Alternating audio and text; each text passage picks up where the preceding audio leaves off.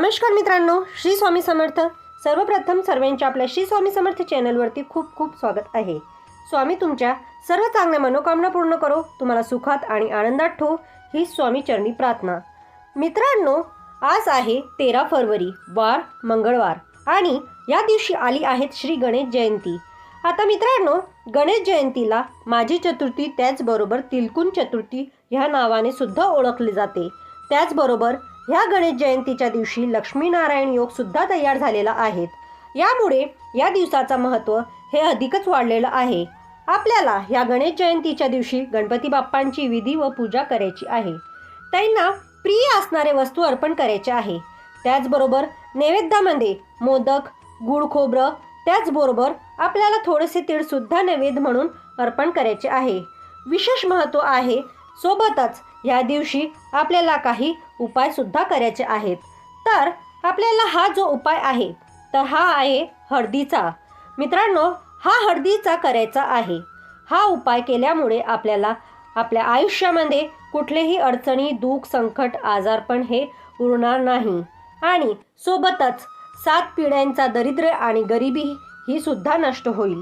आपल्या घरामध्ये सुख, शांती, समृद्धी, ऐश्वर्य, धनसंपत्ती ही कायम टिकून राहील। हा जो उपाय आहे तर हा उपाय आपल्याला आज करायचा आहे। आज मंगळवार आहे तर संध्याकाळपर्यंत हा उपाय कधीही करू शकतात। उपाय काय करायचा आहे? जर आपल्या आयुष्यात अनेक प्रकारची दुःख, कोणत्या आणि आपल्या मागे लागलेले अस्तित्व, वारंवार आपल्यावरती संकट येत असेल, आपली महत्त्वाची कामं ही पूर्ण होत नसेल, त्याचबरोबर कष्ट आणि मेहनत करतोय परंतु आपल्या घरात पैसा हा आत टिकत नसेल आणि कधी पैसा तर खूप असतो परंतु व्यक्तीला सुख नसतं, त्याचबरोबर आलेला पैसा आपल्या घरातून पैसा खर्च होण्यासाठी, सर्व अडचणी दूर करण्यासाठी आपल्याला हा जो उपाय आहे तर हा उपाय आपल्याला आजच्या दिवशी करायचा आहे। गणपती बाप्पा हे विधेचे देवता आहेत। त्याचबरोबर संकटाचा आणि विघ्नाचा नाश करणारा देवता मानला जातो। त्यामुळे ह्या दिवशी आपण काही उपाय केले आणि बाप्पांची विधी व पूजा आणि सेवा केली तर निश्चितच आपल्याला त्याचं फळ प्राप्त होत असते। म्हणून तुम्हाला आजच्या दिवशी गणपती बाप्पांवरती पंचामृत ह्याविषयी अभिषेक करायचा आहे। अभिषेक केल्यानंतर तुम्हाला शुद्ध पाण्याविषयी करायचं आहे। तुमचा दिवा लावायचा जास्वंदाच्या फुलांवर पण करायची आहे। जास्वंदीचं फूल नसेल तर चेंडूची लाल फुलं अर्पण केले तरी सुद्धा चालेल। तिळाचा नैवेद्य तुम्हाला ठेवायचा आहे किंवा तिळाचे लाडू तुम्हाला अर्पण करायचे आहेत। मोदक, लाडू त्याचबरोबर तुम्ही ठेवू शकतात आणि यानंतर तुम्हाला हा उपाय करायचा आहे। उपाय करण्यासाठी मित्रांनो तुम्हाला 3 अंकी हळकुंड जे असतात ते तुम्हाला घ्यायचे आहेत। हळद पावडर नाही तर अगदी हळद कुंड हे असतात।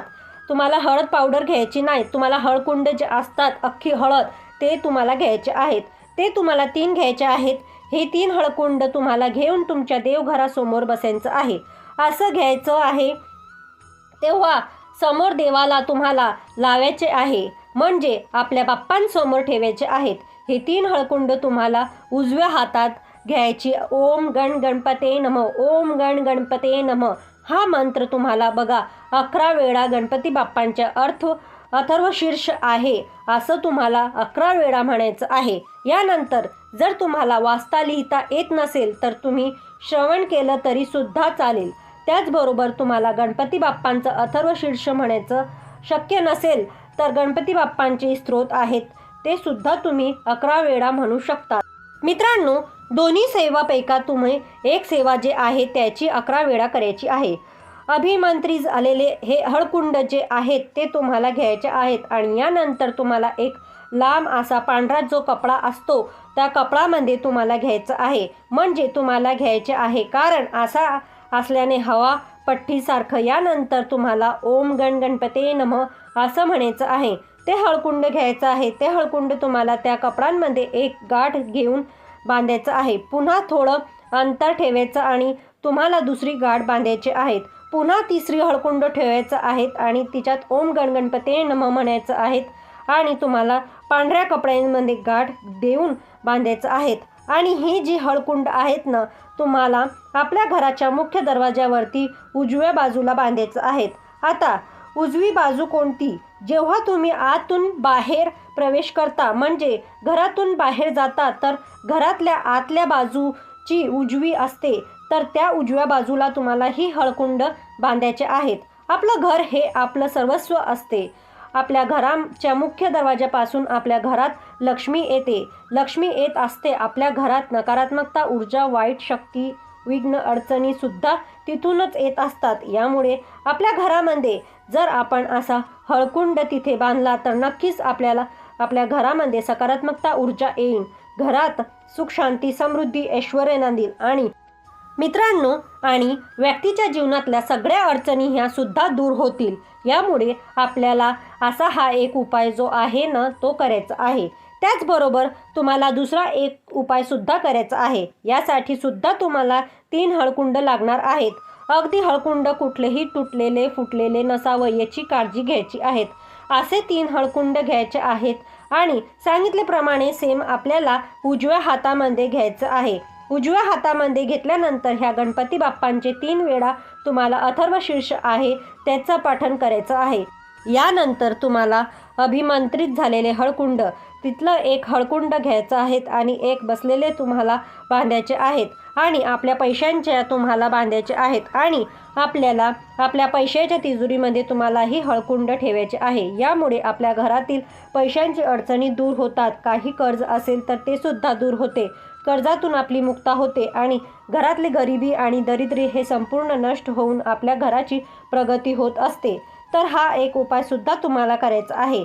दोन्हीही उपाय गणेश जयंतीला करण्यासाठी अतिशय प्रभावी आणि खास मानले जातात.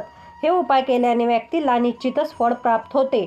तर मित्रांनो, तुम्हाला ही माहिती कशी वाटली? जर ही माहिती आवडली असेल तर आमच्या व्हिडिओला लाईक करा आणि तुमच्या मित्रपरिवारांमध्ये शेअर करा आणि चॅनलवरती नवीन असाल तर चॅनलला सबस्क्राईब करा आणि चॅनलला सबस्क्राईब केल्यानंतर बाजूला बेल आयकॉन आहे त्यालाही क्लिक करा.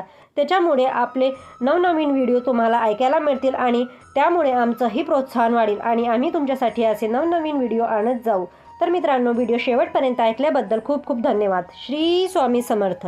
आणि हो मित्रांनो, कमेंटमध्ये गणपती बाप्पाचा जयघोष करायला विसरू नका. गणपती बाप्पा मोरया.